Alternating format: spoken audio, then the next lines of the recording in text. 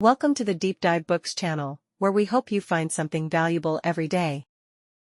Let's continue discussing Scott Adams, Reframe Your Brain. This is the third part of the interpretation. You might not be good at socializing. I'm not either, and Scott Adams wasn't originally. Many people feel introverted, shy, and socially awkward. Especially in public gatherings where others seem to know each other and are chatting in groups, while you know no one. You want to join in but don't know what to say, so you end up sitting in a corner, looking very unconfident. So, you need to reframe.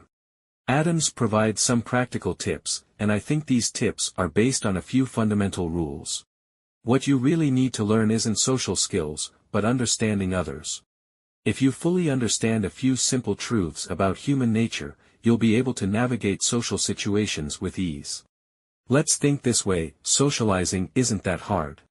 If you're smart enough to master a professional skill, how can you not be good at socializing? We'll start simple, gradually deepening our understanding of people while learning techniques. Our first understanding of people is: they are easily influenced and manipulated. There's a technique known to hypnotists and psychologists called the fake because.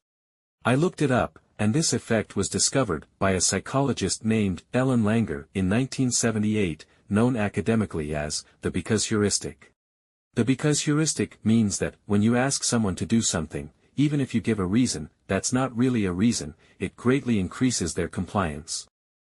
The classic experiment went like this. You want to use a photocopier, but there's someone already using it.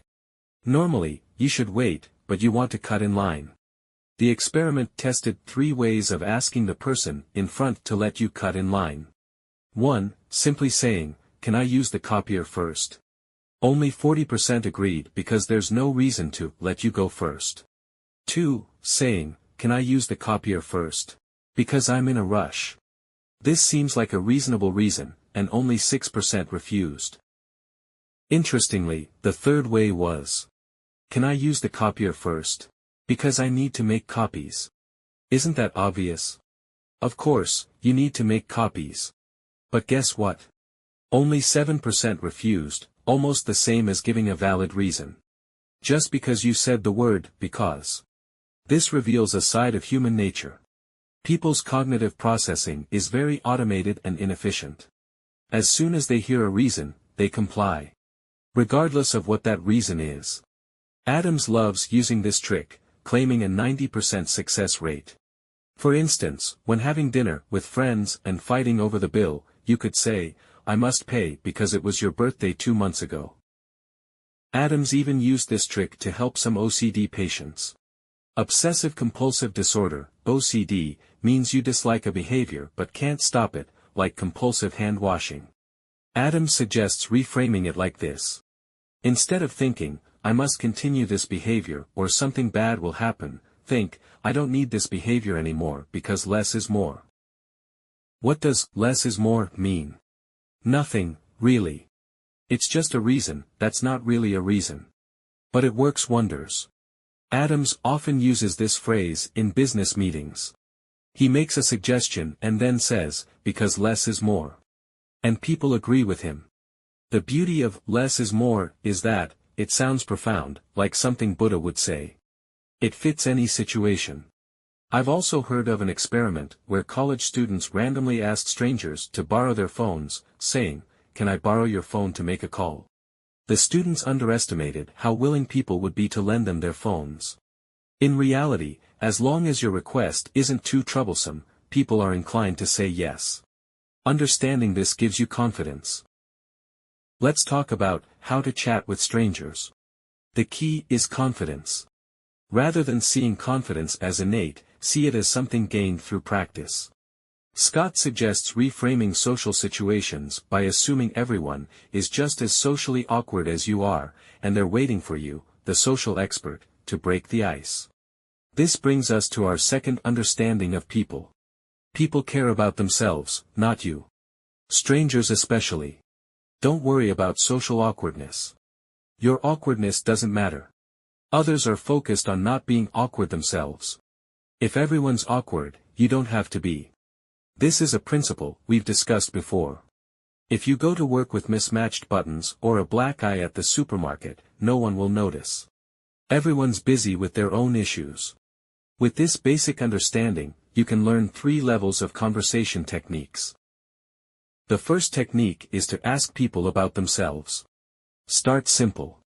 Smile, make eye contact, shake hands, introduce yourself, and ask for their name. Repeat their name to show you value it. Then you can chat about everyday things. Ask questions like, why are you here today? Where do you live? Do you have kids? What do you do for work? Many might worry that people will see these as personal questions. Don't worry. People are generally happy to answer simple questions about themselves. All you need to do is listen. Kevin Kelly says, even if you say nothing but listen intently, people will think you're a great conversationalist. The second technique is self-introduction. You need to talk about yourself at times. Prepare a few anecdotes about yourself, preferably with self-deprecating humor, and throw them in when appropriate. I have a friend who tells the same stories about himself to different people repeatedly, but because they're funny, I enjoy hearing them every time. The third, and highest, technique is performance. People with poor social skills often think they should always be themselves, using the same approach with everyone. This is a mistake. You shouldn't talk to a child the same way you talk to a police officer. Use different styles with different people. The best style involves a bit of performance, mainly mimicking the other person. When Adams was in college, a classmate would talk to university staff by acting like a staff member himself. Observers found it amusing, but the staff felt comfortable and thought he was very capable. You should act like you're one of them. Remember, imitation is the sincerest form of flattery.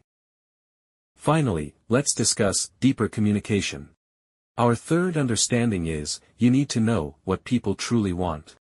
Logically, everyone knows what they need, so you should be able to understand what others need by extension. But in reality, this isn't the case. People often don't know what others need.